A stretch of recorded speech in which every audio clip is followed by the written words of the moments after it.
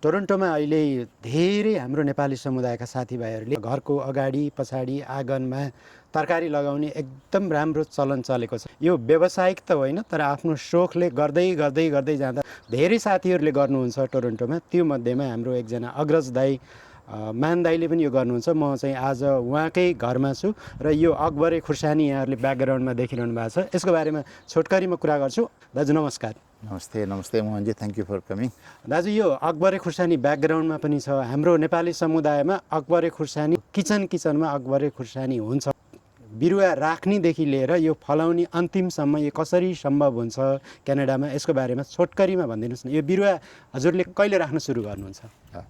सामान्यतः अकबरे खुर्सानी बनाउनको लागि चाहिँ डिसेम्बरको अन्तिममा अथवा जनवरीको पहिलो हप्ता चाहिँ बिउ चाहिँ तयार गरिन्छ। नर्मली चाहिँ सामान्यतया चाहिँ यहाँ अरू चाहिँ बजारहरूमा चाहिँ यसको अकबरेको चाहिँ बिरुवा बन्दैन अब हैन।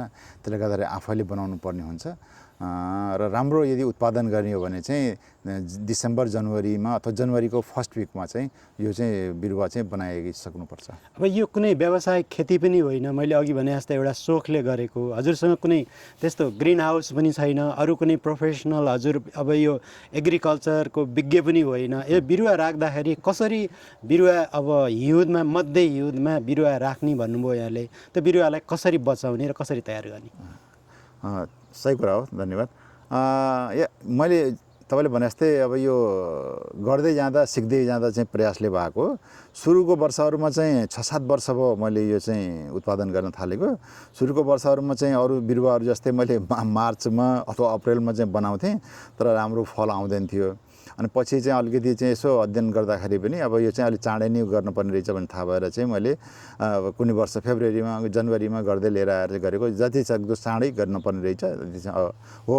क्यानाडामा चाहिँ अब 8 महिना हिउँ पर्ने, 4 महिना मात्रै चाहिँ 4-5 महिना मात्रै चाहिँ समर भएको हुनाले चाहिँ बिरुवा चाहिँ जोगाउन चाहिँ एकदम च्यालेन्जिङ हो। यसको मुख्य कुरा अब सबैलाई थाहा भएको कुरा, बिरुवालाई चाहिँ घाम चाहिन्छ, न्यानो चाहिन्छ। त्यसले गर्दाखेरि अब कसैले चाहिँ राम्रो वातावरण घरभित्रै अथवा त्यस्तै चाहिँ कुनै गराजहरूमा अथवा कुनै यस्तै के अरे सनरुमहरूमा गर्न सक्छन्। तर मसँग चाहिँ के अरे साधन र स्रोतको सीमितता भएको हुनाले हाम्रै लिभिङ रुममा यसो झ्यालमा जहाँ घाम लाग्छ त्यही नै यसको बिरुवा तयार गर्छु। बिरुवा उमारिन्छ। अब हाम्रो के अरे चाहिँ घरभित्र चाहिँ न्यानो हुन्छ, जाडो भए पनि के अरे त्यो उसबाट चाहिँ फर्नेसको चाहिँ न्यानो भइरहेको हुन्छ। चाहिन्छ भने हिटरहरू दिइन्छ, कहिले कहिले लाइट पनि दिनुपर्छ। त्यो हिसाबले अनि बिहान चाहिँ कता कता घाम सर्छ त्यतातिर सार्यो, अलिक फुर्सदिलो चाहिँ त्यो अनुसारको लाइफस्टाइल मिलायो भने चाहिँ अलिकति घर आउने बिहान बेलुका दिउँसो आउन मिल्ने भयो भने अब यसो आयो, मूल्याङ्कन गर्यो, अनि कता कता घाम लाग्छ सार्यो। अनि लगभग 3 महिना 4 महिना चाहिँ घरभित्रै यसलाई उत्पादन गरेर चाहिँ बढाउन हुर्काउन चाहिँ बडा च्यालेन्जिङै हुन्छ। बिरुवालाई चाहिँ ट्रान्सफर गर्नलाई भित्रबाट बाहिर निकाल्नलाई, किनभने भित्रको टेम्परेचर कन्सटेन्ट टेम्परेचर हुन्छ। यहाँ 22-23 डिग्री हामीले सेटअप गरेको हुन्छौँ। त्यसलाई बाहिर ल्यायो वा त टेम्परेचर कहिले बढी हुन्छ कहिले कम हुन्छ। यो प्रक्रिया चाहिँ के हो, यो बिरुवा भित्रबाट बाहिर ल्याउने, यो पनि भनिदिनुहोस् न। ओके, सामान्यतः अब हामीले सामान्यतः चाहिँ हामी चाहिँ घरहरूमा चाहिँ हामीले बुझेकै कुरा हो, थाहा भएकै कुराहरू हरेकको घरहरूमा केही न केही बिरुवाहरू त लिभिङ रुममा घरमा बनाउनु नै हुन्छ। त्यसले गर्दा बिरुवाहरू घरमा नबढ्ने होइन, हुर्किन्छन्। तर खुर्सानी चाहिँ र अरू चाहिँलाई चाहिँ घाम चाहिन्छ र स्पेसली खुर्सानीलाई चाहे अरू खुर्सानी पनि होस् अथवा यो अकबरे खुर्सानीलाई चाहिँ घाम चाहिन्छ। यो घाम भएन भने यसको फल चाहिँ जे खोजेको त्यो चाहिँ पाइँदैन। त्यसले गर्दाखेरि बिरुवा चाहिँ घरभित्र हुर्कायो अनि बाहिर ल्याउने बित्तिकै जस्तैसुकै घाम चाहिँ झ्यालबाट चाहिँ आएको, ढोकाबाट आएको घामले चाहिँ घाम मान्दैन यसलाई हैन। त्यसले गर्दा बाहिर चाहिँ प्रत्यक्ष हावा र घाम गर्ने बित्तिकै यो जति पनि पात कस्ता राम्रो देखिन्छ डढेर मर्छ। उस्तै पऱ्यो भने बिरुवाहरू चाहिँ लगातार छोडिदिनु भयो भने मरि नै हाल्छ। त्यो केही जस्ता तपाईँको मेहनत जम्मै सकाप हुन्छ। त्यसले गर्दाखेरि यसलाई चाहिँ लगभग 7 देखि 10 दिन लाग्छ तपाईँको चाहिँ भित्रबाट चाहिँ बाहिरको चाहिँ वातावरणमा चाहिँ तयार गर्नलाई हैन। अरू बिरुवा पनि त्यस्तै हुन्छन्, तर स्पेसल्ली चाहिँ अकबरेको बिरुवाहरू चाहिँ ल्याउनलाई 7 देखि 10 दिन लाग्छ। अनि अब चाहिँ बाहिर रोप्न तयार हुने सिजन आउने भएपछि एक दिन बाहिर निकाल्यो, घाममा राख्यो, अनि मूल्याङ्कन गर्नु पर्यो 1 घन्टामा हुन्छ कि 2 घन्टामा हुन्छ कि। अनि पात ओइल्याउन थाल्छ, अनि ओइल्याउने देख्ने बित्तिकै फेरि भित्र लगाएर राख्नु पर्यो।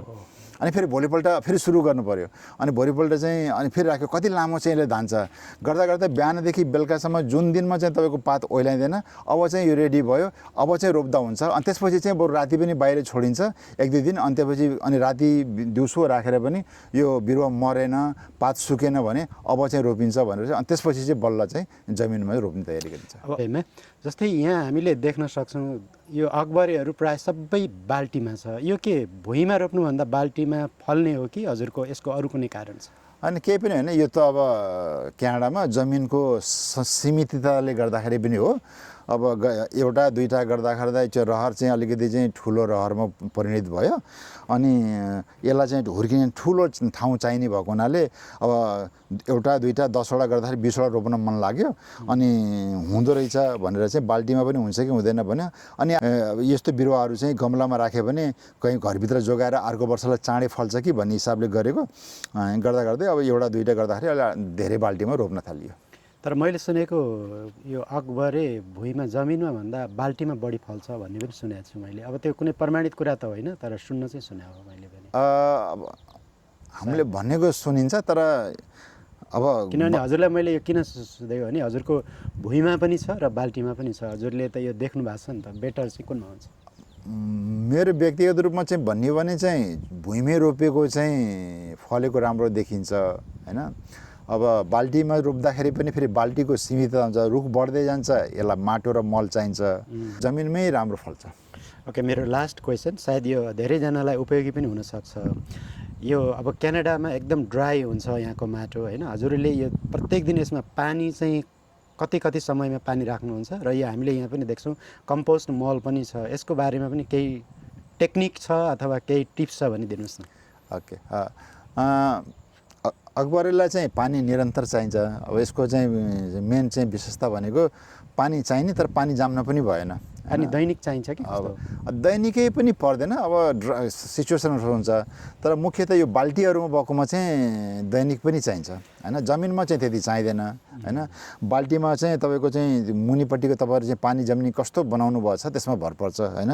अब हामीले चाहिँ फेरि पानी धेरै भएर जम्छ कि भने तल चाहिँ पल पारिएको छ पल अब त्यो कति तपाईँ बटममा पार्नुभएको छ कि साइडमा पार्नुभएको छ यो सबै टेक्निक्सले गर्दाखेरि हुन्छ।